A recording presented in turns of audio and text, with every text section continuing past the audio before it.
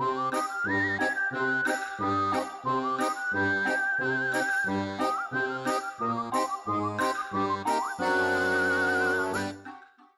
welcome back to Pork Chops, Rice, and Peaches. I'm Noah. Getting revenge. Yeah. Get me laughing. Go into the introduction. And not let you introduce yourself. And not let myself. Hi, I'm Richard. And today we are revisiting a franchise for the last time that we started last year. Yep. For our Halloween, it is a wash, rinse, and repeat movie. It's Aliens. Aliens, the 1986 James Cameron movie. Yes. Starring Sigourney Weaver and a much larger cast. Yes, a much larger cast than the original. The original had a good cast. The original had an amazing cast. And this cast isn't bad. There's actors that, you know, we recognize. Michael Biehn. Yep. Paul Reiser, Lance Henriksen, Bill Paxton, a bunch of people I've never heard of, but the one that just kind of stopped me dead in my tracks, and I don't know if you know the name, Mark Rolston. Now, and it's, I don't like to do a disservice to an actor, but when they do one standout role that they do so well that you just associate the role with their face, he's one of those actors. Okay, in this movie he was Drake. Okay. All right. He played Boggs Diamond in Shawshank. Did he? Yes. Okay. And he was so greasy, so cruel, so sadistic in Shawshank that every time I see him, I kind of flinch a little bit. I mean, kudos to his performance, right? Oh, yeah. But it took a good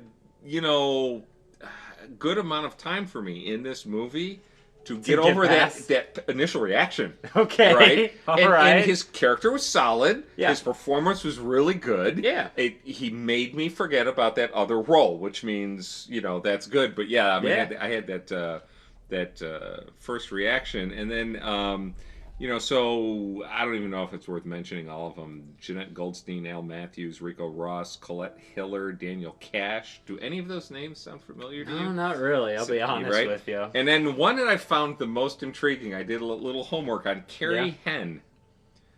The 9-year-old girl who played Newt. Yep. You know, this is her one and only major acting role. Yeah. Right? One movie, one and done. She's an elementary school teacher. That's kind of cool. It's kind of cool. I'm going to be real. You know, you hope your kindergartners don't go, "Oh, my teacher was in a movie. Let's watch it." Yeah. That could be slightly traumatic. Just a wee bit. However, for a child actor, she was great.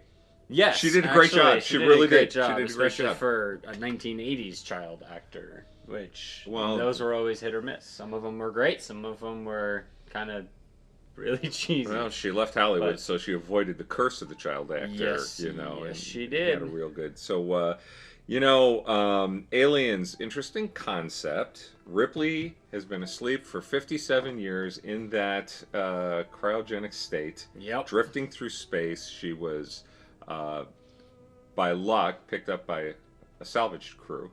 Yep. And she and her cat survived. Yes. I wonder if the cat had PTSD like she did. I mean,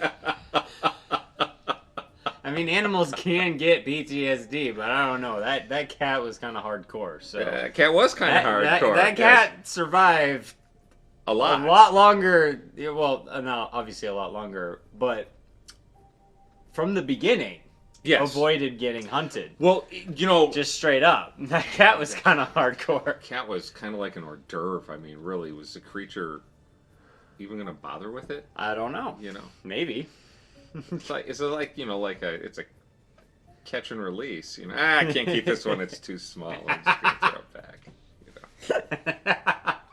know? I will tell you... Someone needs to draw that as a little comic. The xenomorph picking him up. And just going... and then a xenomorph game warden fishing with comes up and is like, it's too small. Gotta release it. Go get a bigger one.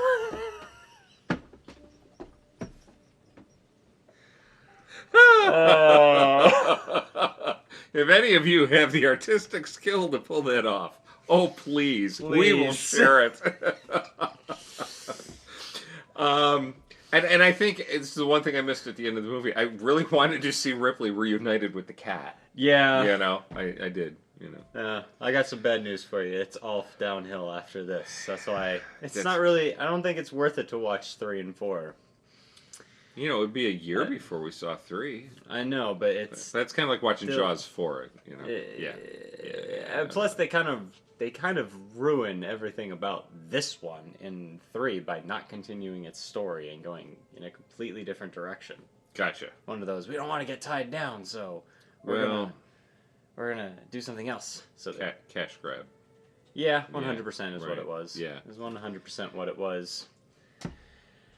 Oh yeah, I had that same note. Ripley has PTSD. Ripley has PTSD, and you know, I was.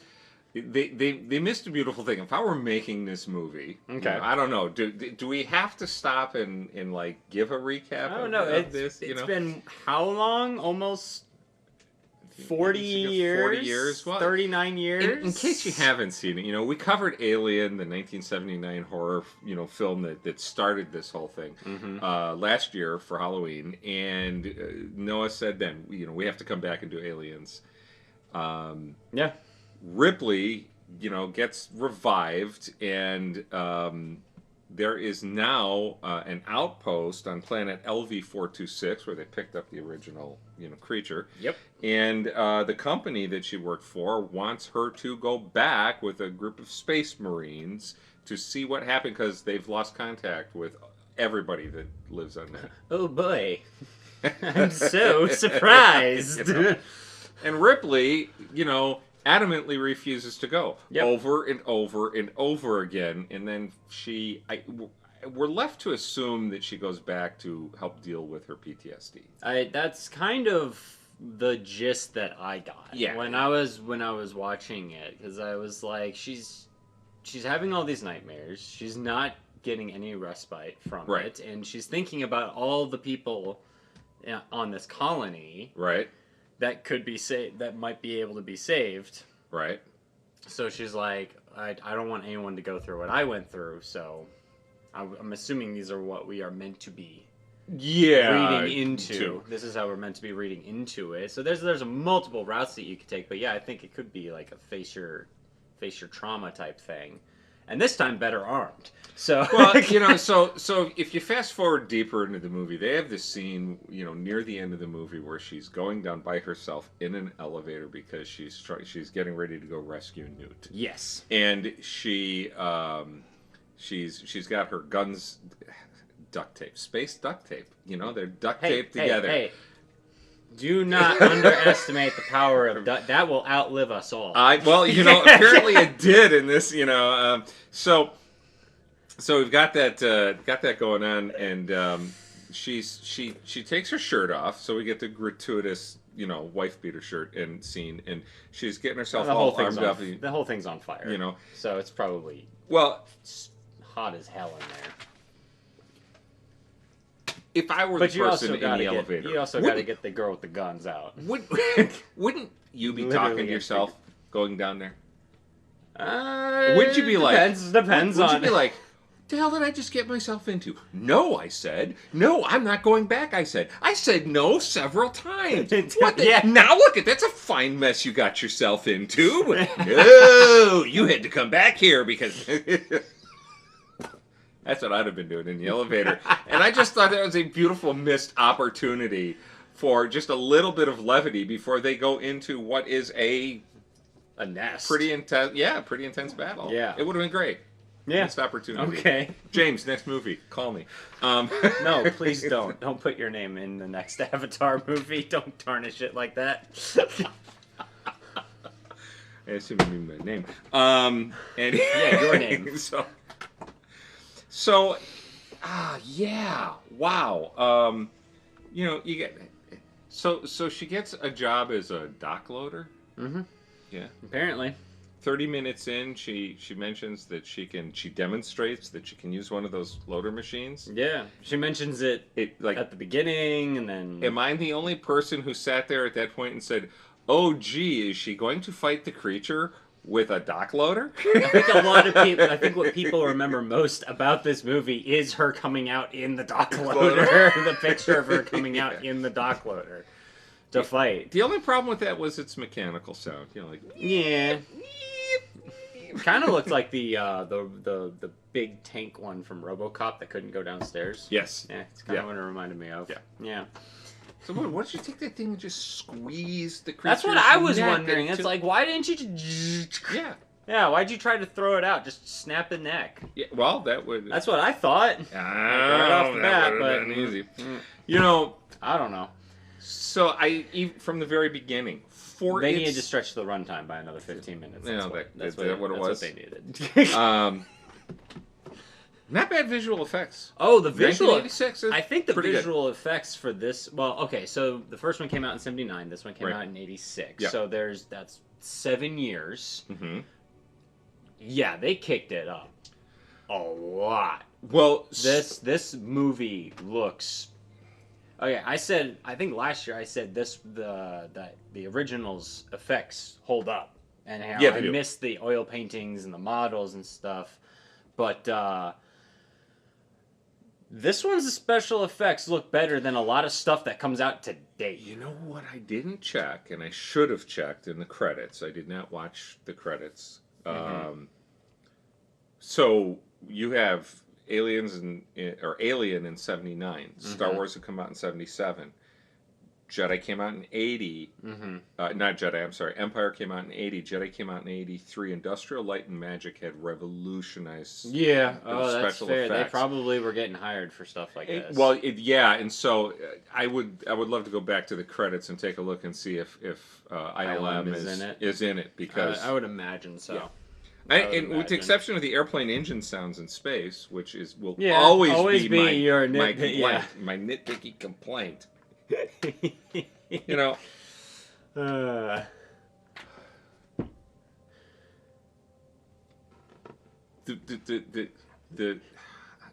know. I'm trying to decide if I should abandon the voice or not. All right. Abandon the voice or not. The people sitting around a table having a conference about LV-426.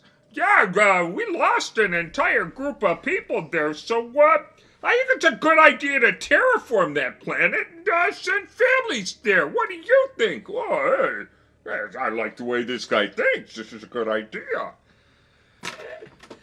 Why? You know, are there morons? Why is it that... The corporations are manned by morons. Yep. Speaking truth to reality. or sorry, what is it? Art reflects life. I don't know how you want to look at it. However you want to look at it, your commentary, it was accurate. It was accurate. Well, it was accurate, and then you get this whole thing. You get up until the dude dies, the corporate dog character of this.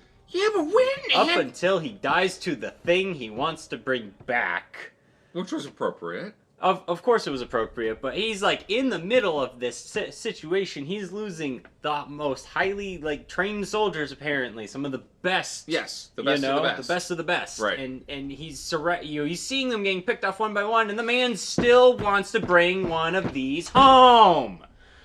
Company man through and through. Apparently, I hope the Christmas bonus was worth it. Wasn't that the what was Just... Now I'm gonna forget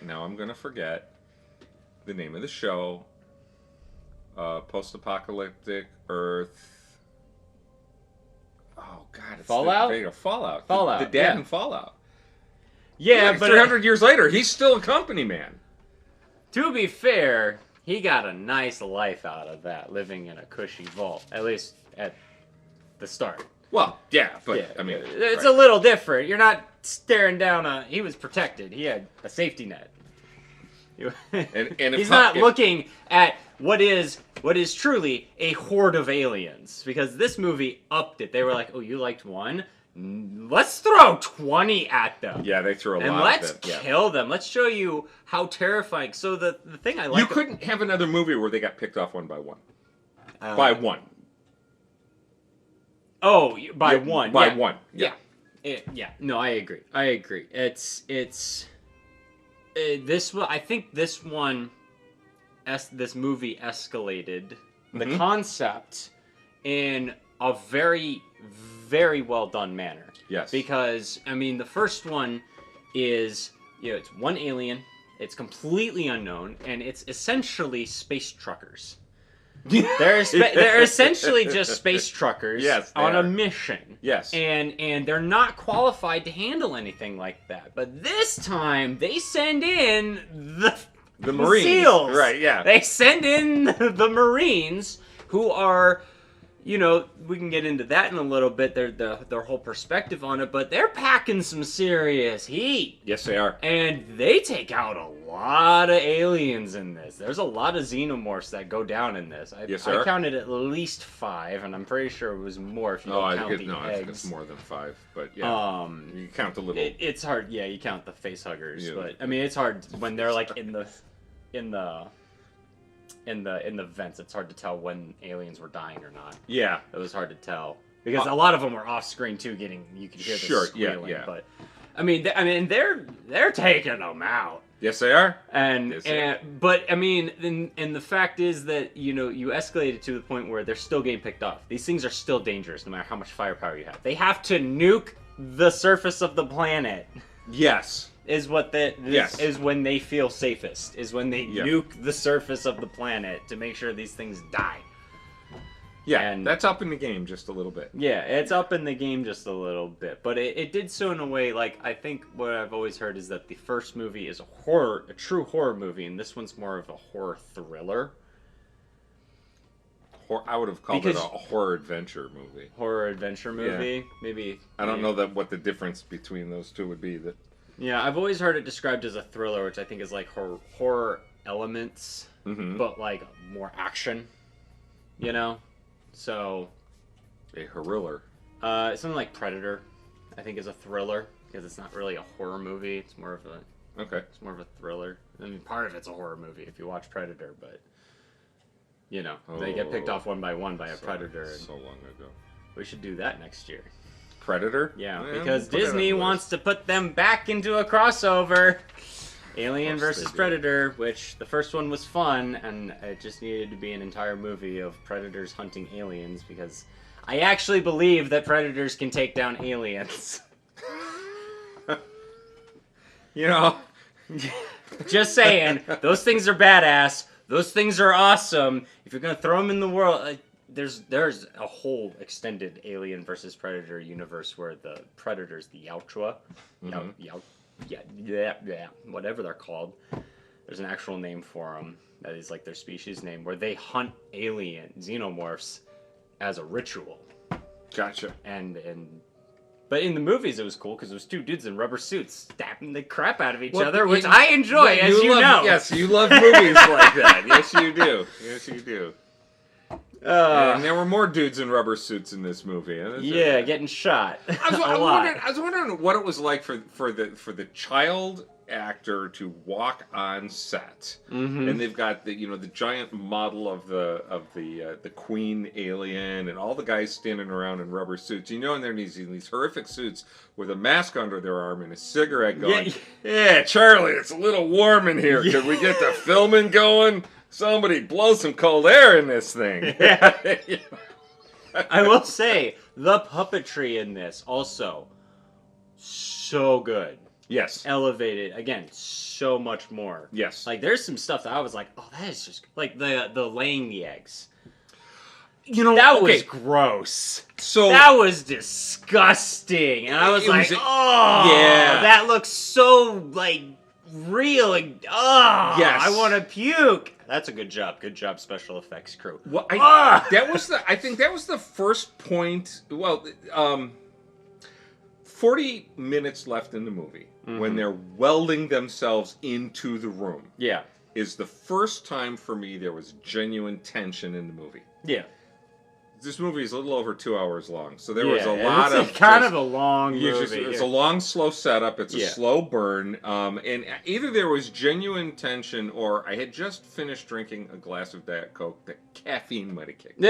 One of the two. So tension, caffeine. You be the judge. Yeah. They brought back something that you mentioned from the first movie that I missed, and I caught it in this one. Okay. The heartbeat. Oh, they did. They brought it back. I did not notice it. Yes, this time around. You noticed it, and I do remember talking about that last time. And I is it in that scene? It's after that. So I wrote the note after I wrote the note about her in the elevator, so it had to be near the end of the movie. Oh, maybe when she's in the nest. Yeah. Okay. Yeah, and then you just get that, and it doesn't go on super long. It's maybe like 15, 20 seconds, but it was enough to get my heartbeat in sync with the movie. And see, and that was so sneaky. I mean, you son of a gun, you got me on that one. Suddenly I realized I'm just like, and then it goes, it stops. And I'm just like, oh, God. Yeah, it was really good. That was nice. Yeah, nice. Did you notice that how many movies in the 80s were in love with that fake blue lightning? This movie had it all over. It's like, oh my goodness, it was their go-to move, right?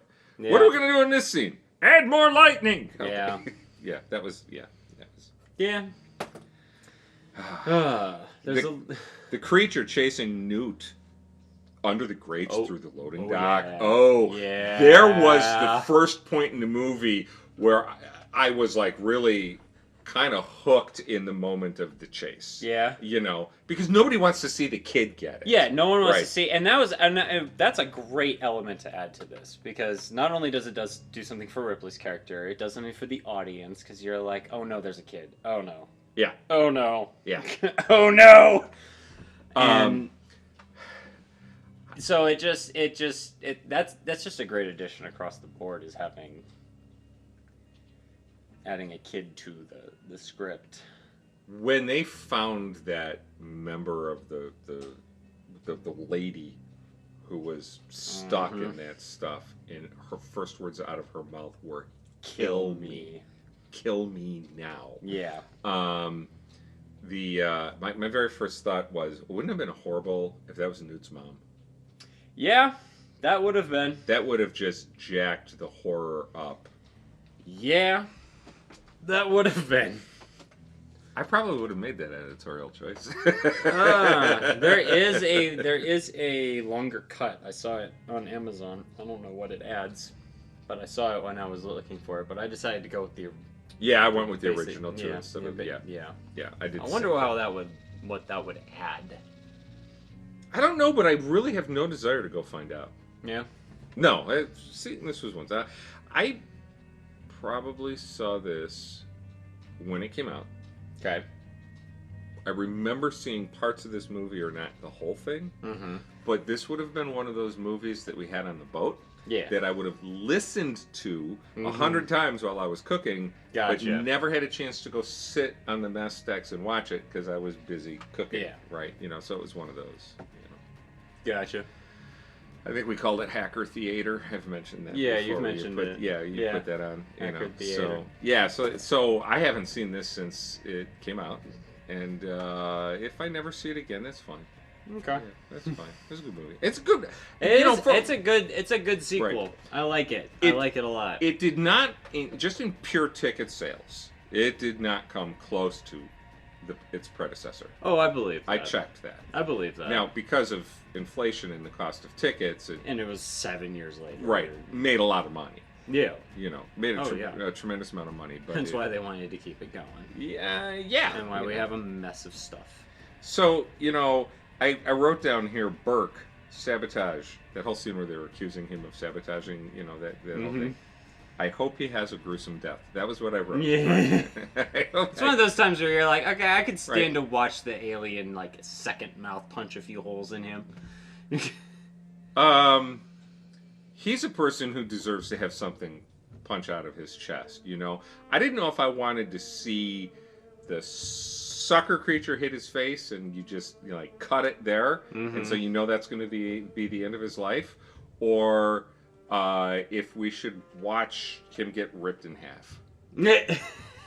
And we got neither. We got nothing. We just we get the suggestion that his life is over with. Yeah. I was cheated. Maybe that's added cheated. in. Maybe that's great. added. I might. You might as well look it up and see. Let's find out here. Let's see.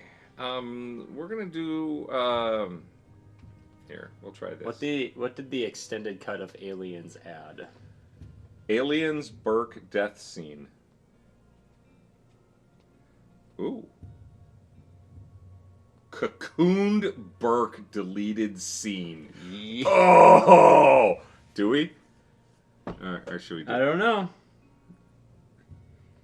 Bear with us here. We'll try to show some of it. Or we'll put a link up for it. I'll put an edit in.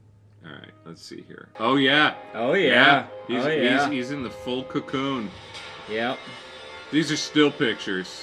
Oh yeah. Oh wait. Oh, here we go. Here we go. Oh, here we go. Ripley, gun, alone. Stairs, goo. Lots of goo. Flamethrower, not gun. They must have had just a huge goo budget for this movie. Yeah, they must have. Oh, he got it. He did. He got it. They got it. She gave him a bomb? She gave him the detonator. She gave him one of the bombs. She gave him the detonator. She's like, wow. Don't. Oh. Wow. Oh, man. Hear the bomb? Hear the bomb? Hear the bomb? And then she finds the watch. Okay, so that would have been right before she hears Newt scream. Oh, yeah. The bomb is the yeah, or the beeping is the actual radar though. Oh, that's right. It's the radar. It's not the bomb. You're right. Okay, yes. So back from whatever edit I just added to to this, so that you didn't watch us look at a phone for 2 minutes. Okay. Wow, that's it. Okay. That was like 30 extra seconds. We should have had that. You know what? So it would have been left that in because the silent passing of a bomb, where she's just like. Yeah, okay. She doesn't even say anything. That's awesome. So it's kind of like the I told you. Well, she's the one who said these people are lost. It's over. Mm-hmm. It was from the beginning, before they even went there. She knew these people were lost and it's over. Yeah. If there's one thing that makes the trip back to LV-426 worthwhile, it's saving Newt. Yes. That would be it. Yeah. But if she had known that they were going to save Newt, she would have said the same thing. It's over. Yeah. You know. It wasn't until she got there and saw Newt. Right. And I think one of the things is that I don't know how much they touched upon this, but Ripley's a mom.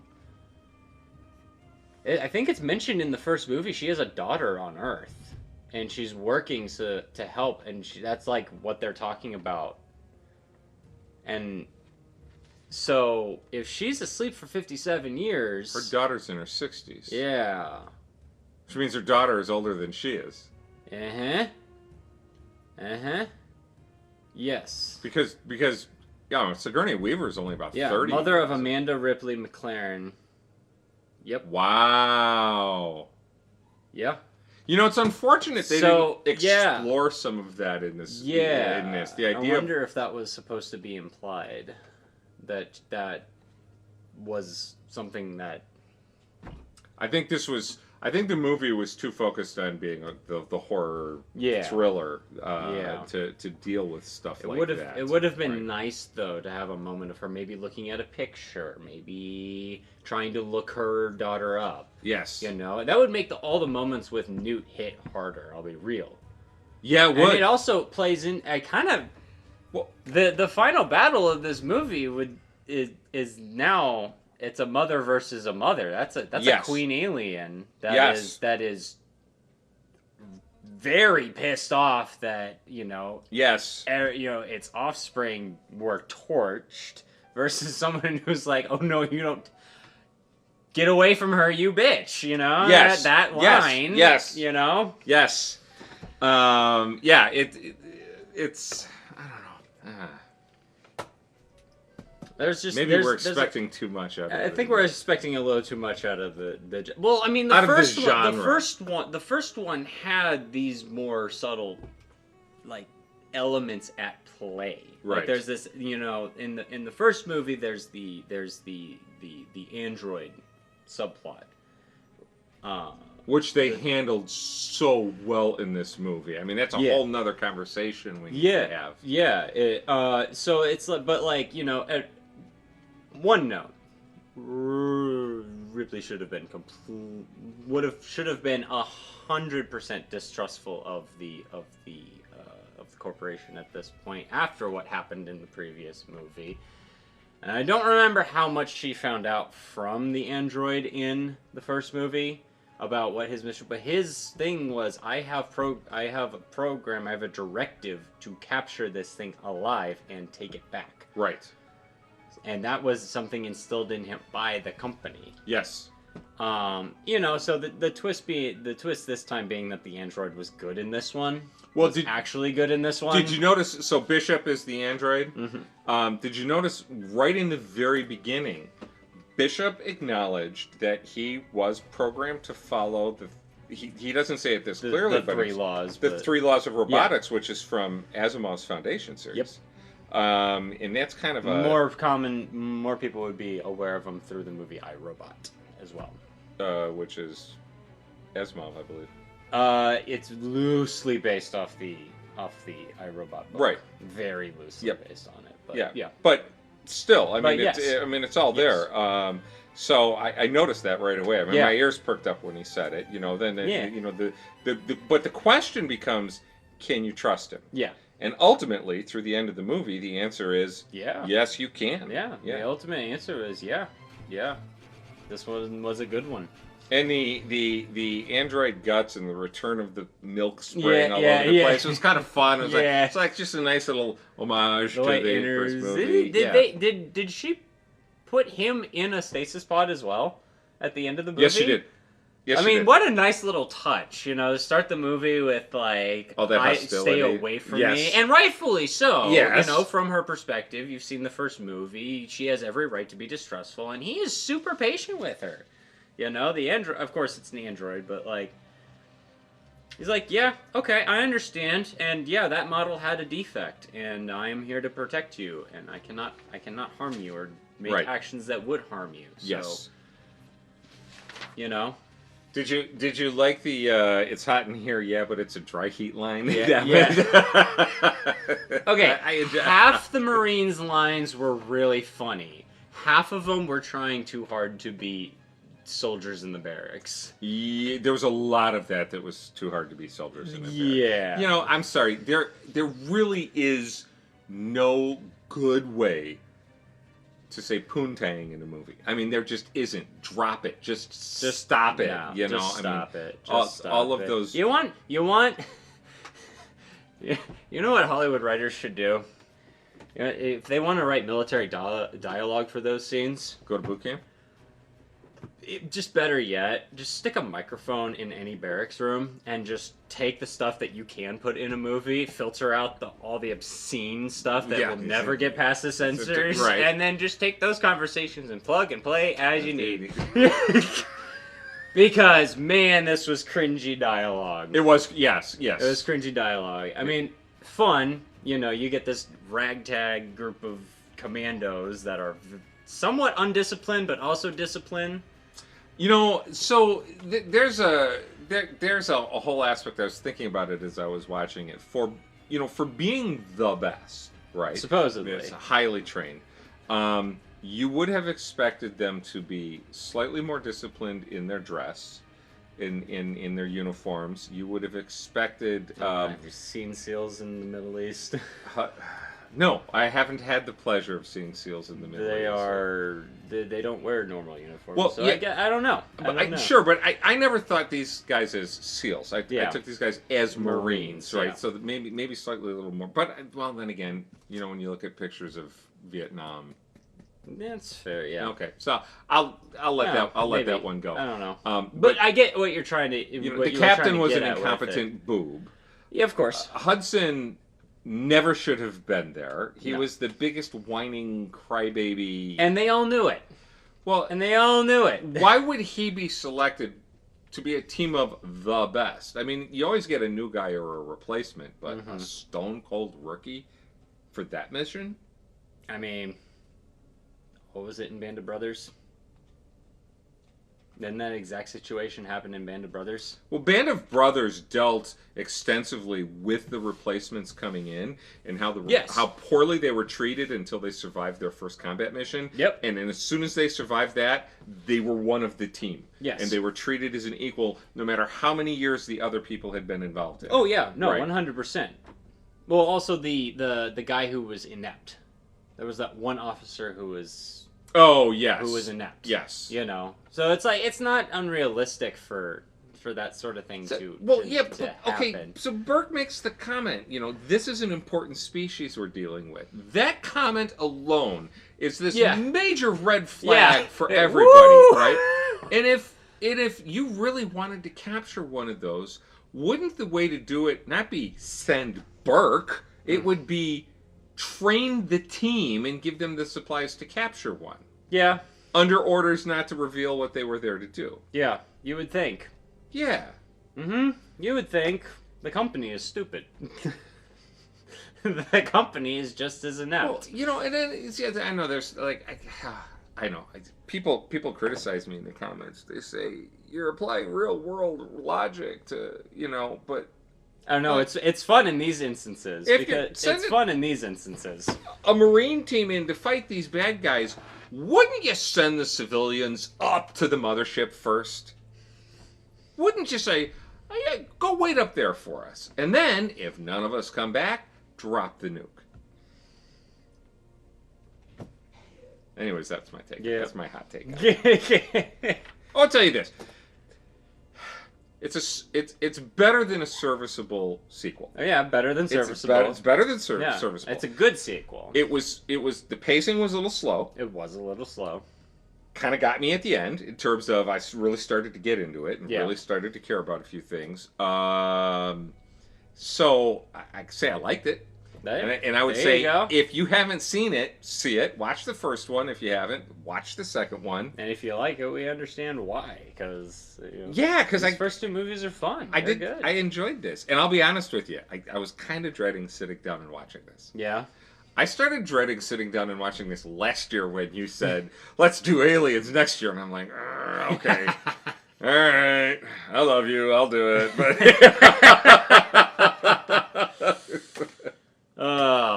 Yeah, I had fun with this one. I had a lot of fun with this one.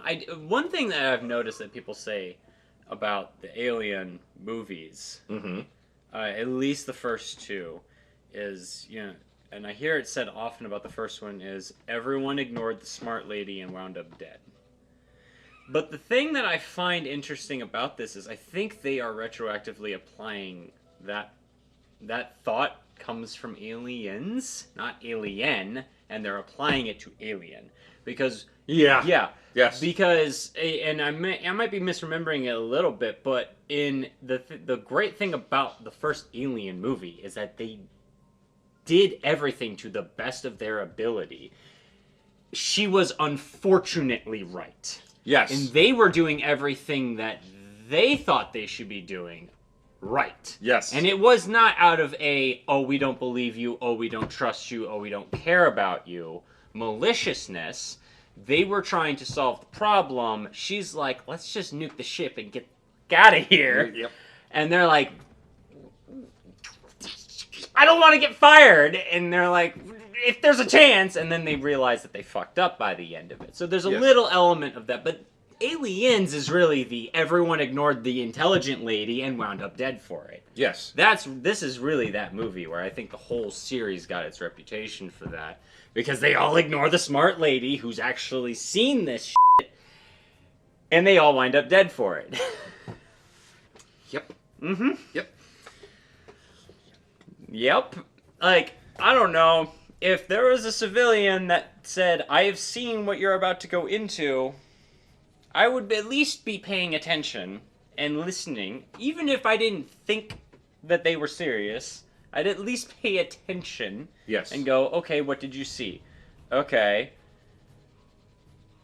So, I think the controller is shaking. So, yeah, it's kind of hilarious and competent, except for the sergeant. Okay. Their sergeant, who's barking orders at him, and is the over the top boot camp instructor character that doesn't actually exist in actual line duty. Yeah. Yeah. They come out of the cryogenic freeze, and the first thing he does is pop a cigar in his mouth. Like, really? Yeah. Yeah. You want to live forever? What? Angry noises.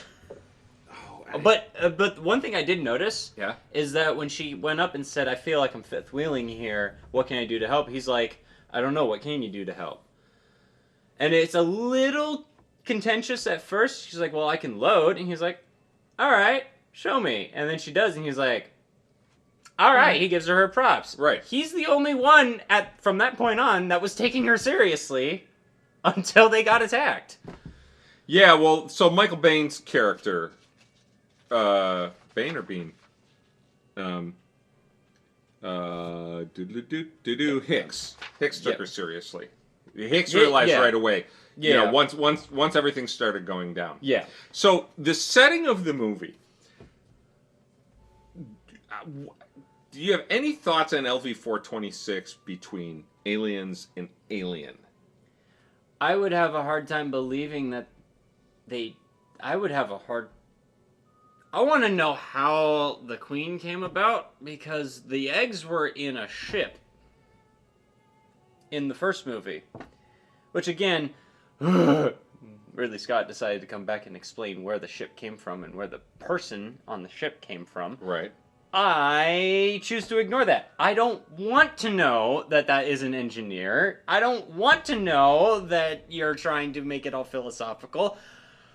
I don't care. There's a big, cool beluga whale-headed alien on a crashed ship on a planet that has a bunch of alien things on it. I want to, speculate for myself. I don't care. I want to have that mystery. Because now, in Aliens, it adds to this mystery of, well, how did they spread so much if there weren't hosts? Or if there were hosts, did the colony find that ship and go through the exact same thing that the Nostromo did? I think it's safe to assume that those eggs could survive indefinitely until they sense that there is a potential host nearby. And I believe that. Right. Yes. So I didn't have a problem with that. No, specifically. No. And that's not my issue. I want to know, is that what happened? Oh, gotcha. I want to know, is that what happened? How did they spread so far so fast? Specifically, where did the Queen come from? Was the queen in one of those eggs? You know, it's the fun thing about this is that there's so many mysteries, and that makes it kind of fun. I filled in the gap the same way a beehive works. A queen emerges, and then from one of the eggs, and that's what I like about it. So when you're asking about LV, you know, I'm like, my thought process is, what was going on? What happened? Okay. What happened? What's missing here? And I don't want to know. I don't care. I don't want to know. I want to... So, part of the creepiness, part of the horror of Alien is the fact that they are in space. They go through LV-46 in spacesuits. They go in with portable oxygen. Yes. They are truly... In space, no one can hear you scream, but they can hear your ship. Yeah. See? But I remember talking about this because that scene would have been scarier if there were the camera angles watching them walking from a distance where there was just silence, right? It would have heightened the tension. Yeah. And then when you're inside their suit with them, then you can hear what they're hearing. That would have been great.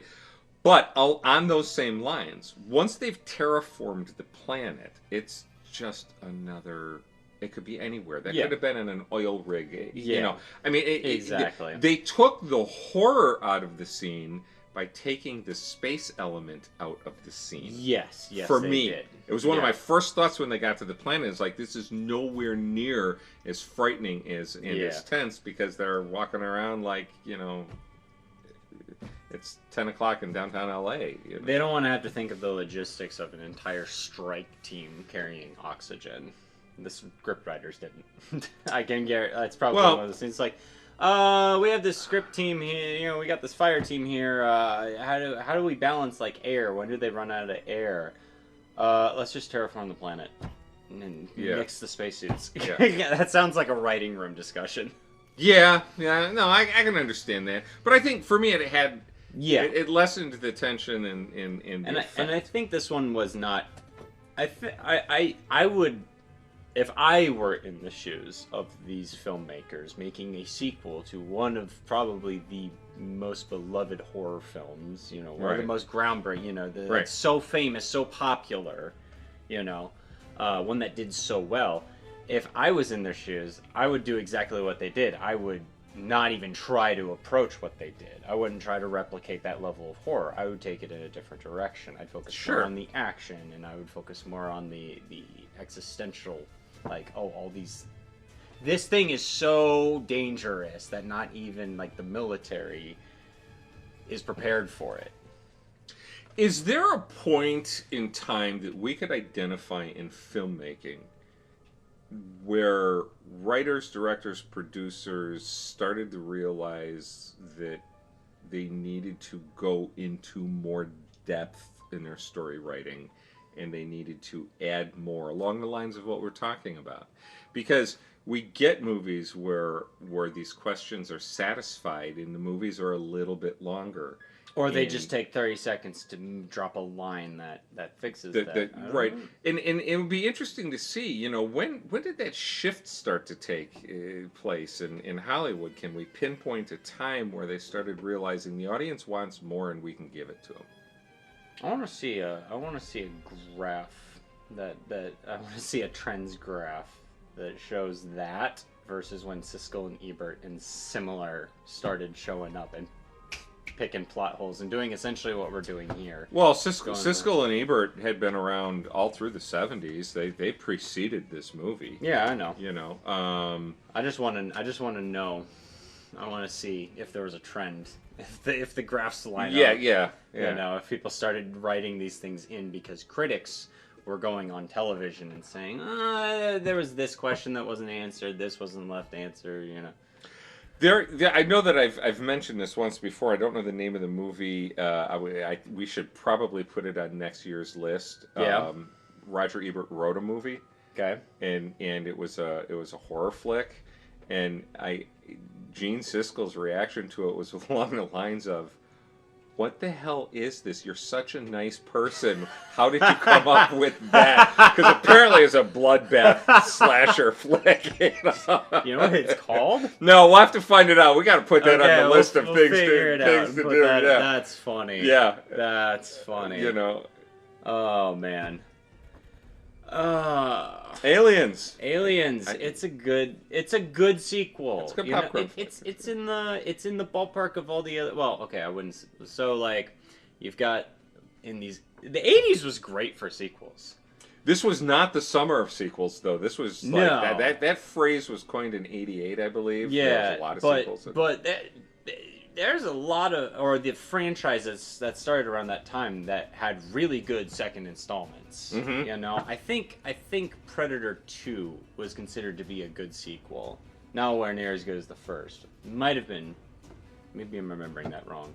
But I believe Predator 2, which takes place in the concrete jungle of LA instead of the South American jungle of the first movie. I did not know that. I've never seen it. I don't think. As a matter of fact, that's where the whole Alien and Predator crossover started. Is because in Predator 2 they actually go onto the Predator ship and there's a xenomorph skull in there. It was an Easter egg. At the time. Okay. And then people started writing comics, and of course we got the Alien vs Predator movies. Anyway, I'm thinking, you know, Predator, Alien, Terminator, all got fantastic sequels. Yeah, or really good sequels. How many more 80s action franchises got like second installments that were just as good? Everybody got second installments, but it wasn't just it wasn't just a horror movie. A lot of action movies, you know, the Lethal Weapon series. Lethal Weapon was fun, you know. Yeah. It was. Have you ever seen the Lethal Weapon series? I have seen bits and pieces of one of the movies, and I don't remember which one. It's fun. They're fun. Yeah. 1, 2, and 3, and Pesci in 3. Oh my goodness. We're still quoting that line, you know. No, I don't. Oh. I don't know which line you're talking about. Maybe off the top of my head. Okay. If you said it, I might remember it. I don't know. Pesci in the back of the squad car when they go through the drive-thru, and the drive-thru people get the order wrong, and his character talk like that, you know, okay. F you at the drive-thru. Mom has been quoting that. Your mother has been quoting that right. for decades. Yes. Okay, Yeah. now I know. It is hysterical. If you don't watch the movies, go on YouTube and watch this scene. Pesci is incredible. He's so stinking funny in those movies. Yeah. So yeah. All right. Yep. There we go. Aliens. What'd you think? Thoughts? Yeah, share them down below. You know, and while you're down there, there's a subscribe button, so if you like what we do here on the channel, you can consider hitting that while you're down there, leaving your thoughts in the comment section. That's right, and we do our best to respond to all of them. As many as we can. All right, so this is the start of our Halloween month? Just Halloween month. Yep. We're doing the John Carpenter's The Thing. Yep. Megan 1 and 2. Well, you know, I'm wondering if maybe we should change that. I don't know. I'm kind of amused by seeing Megan 1 and 2. Okay. Yeah, we could do that. Okay. All right. Yeah. But we're going to do The Thing as well. Yeah, we're going to do John Carpenter's The Thing, so. Alrighty. Yeah. Stick around. We're going to have fun this month. Thanks for tuning in to this week's episode of Pork Chops, Rice, and Beaches. Bye.